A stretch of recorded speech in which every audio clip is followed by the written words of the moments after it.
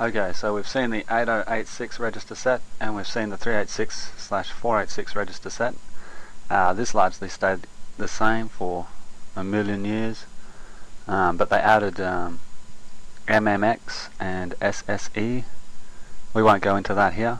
Instead, we'll save that for specific MMX and SSE tutorials. But those systems, they added extra registers as well. So the other big change that happened was at x64, which is the biggest change in CPUs since the change from 16-bit to 32-bit, and it's happened quite recently as well.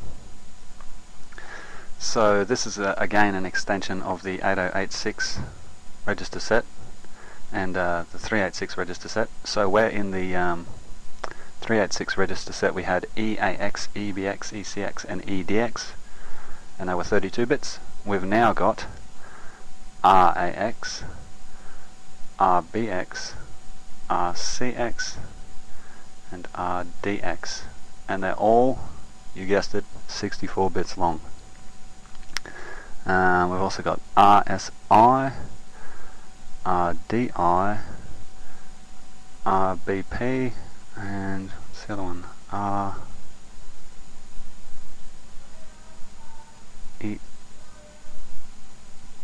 RSP, sorry, yeah, RSP. Okay, RSP. Alright, so they're all 64 bits.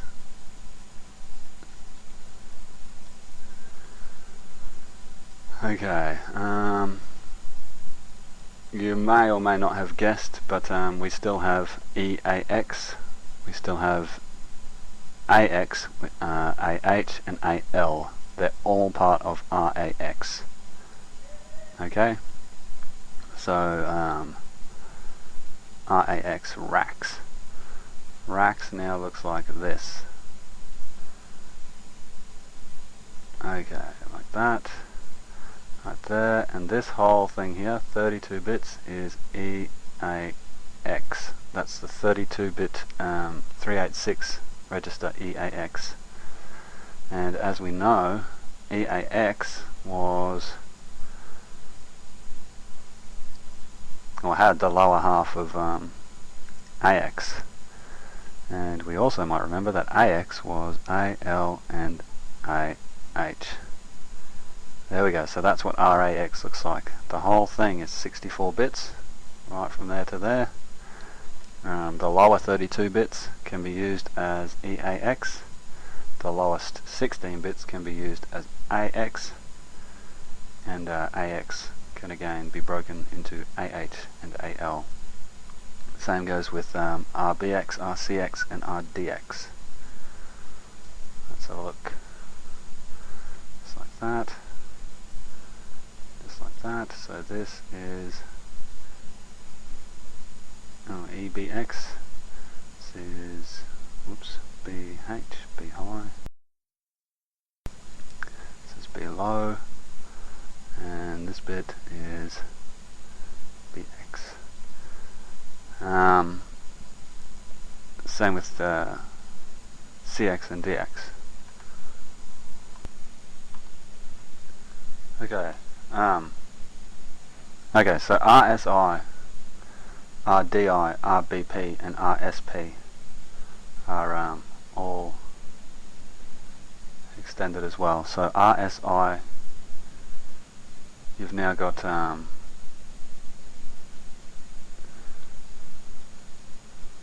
few more options as well. For a start, this is ESI, if you like. ESI, 32 bits, or EDI, EBP, ESP, respectively.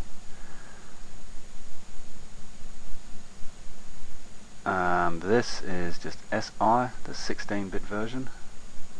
Okay, and SI also has SIL, SI low. Okay, there's no SIH, right? it's just SI low for the byte. So we got RSI equals 64, ESI equals the 32-bit version. We can use it as 16 bits, or SIL equals 8 bits. And the same goes for these. So we've got EDI is 32 bits. We've got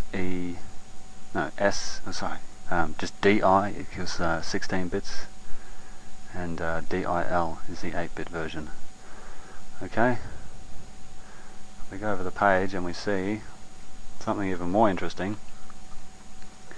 Programmers were sick of what's called register juggling. So what had happened is you're sitting there using AX, BX, CX and DX. You might be using SI and DI or whatever. But you find in your algorithm that you run out of registers. So you've got to be very clever in which registers you use, or what you're doing with the registers.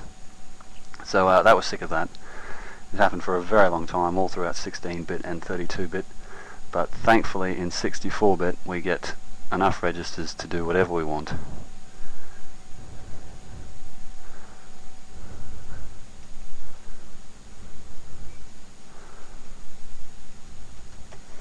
And they're named like this. They're just called R8, R9, R10, R11, R12, R13, R14 and R15. So the 8 registers, RAX, RBX, RCX, RDX, RSI, RDI, RBP and I always forget, SP, in conjunction with these, gives us a total of 16 by 64-bit general purpose registers.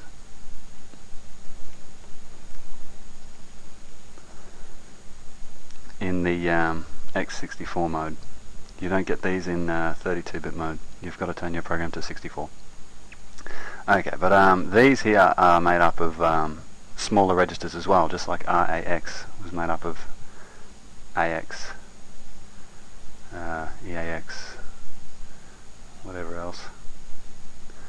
Okay, so if this is R8 for example, you can also access the lowest 32 bits. We should just mark on here that, well, so the whole thing was 64 bits.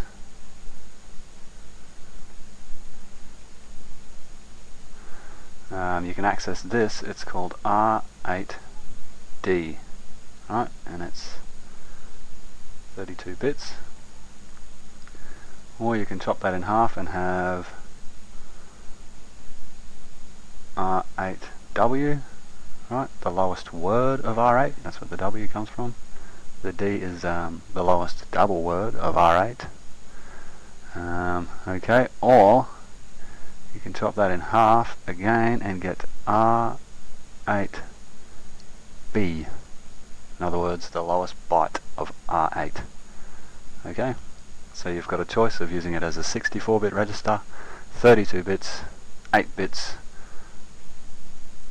or 16 bits. And the same goes for R9, 10, 11, 12, 13, 14, and 15. Okay, so we've got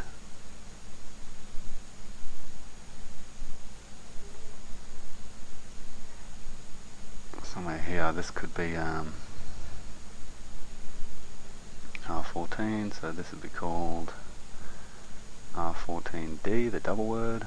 This would be called R14W. And this is R14B. Okay? And let's get a new window. On top of all that, there's been some changes to the segment pointers. We no longer have DS, ES or SS in 64-bit mode.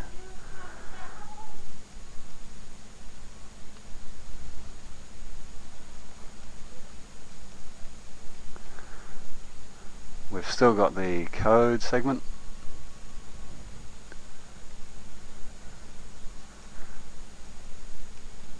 which you don't usually change. You change it with jumps. We've still got FS, which was just multi-purpose, whatever you want, and GS.